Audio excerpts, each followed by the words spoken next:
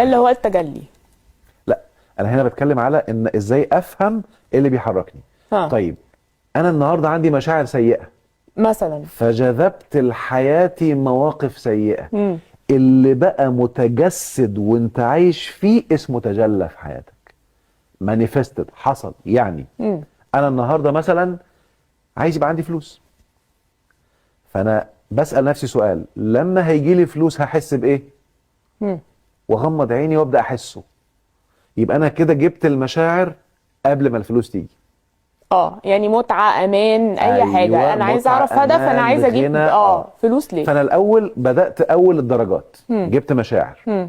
طيب اقعد كل شويه كده، غمض وعيشها، غمض وعيشها. ادي اول خطوه. الخطوه الثانيه، اسال بقى: ايه الحاجات اللي لما هبدا اعملها تخليني اعرف اجيب فلوس عشان اعيش المشاعر دي؟ فهيبدا يجي لي افكار. الافكار هتجيلك نوعين: فكره هتجيلك بحاجات بره، يعني لازم يبقى عندي كذا عشان اعرف اعملها، وفكره هتجيلك بحاجات عندك جواك، موجوده حواليك. ابدا بالمتاح، امسك في الافكار اللي كله عندك. كويس كده، وابدا اشتغل فيها. لما تشتغل بالمتاح هيجي لك غير المتاح. يبقى دي الخطوه رقم 2. انا كده ماشي في السعي، ده اسمه السعي بقى. فانا بدات احقق واعمل الحاجات اللي بتجيلي كافكار وفق المتاح عندي. ده رقم 2.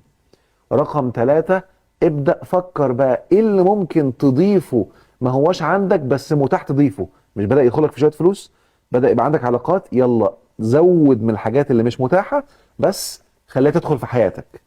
فبدا يدخل لي علاقات اكتر، بدات اكتسب معلومات. خدت كورس عن التسويق مثلا، خدت كورس عن الاداره، فدخلت حاجات ما كانتش موجوده لان ما كانش عارف اشتريها مثلا ككورسات او كتب، دخلتها بدا بالفلوس اللي دخلت. طيب بعد ما دخلت كورس او خدت كورس عن التسويق وعملت تسويق، عملت كذا بيزنس كبير، فدخل لي فلوس. لما الفلوس تبقى في البنك ده اسمه التجلي.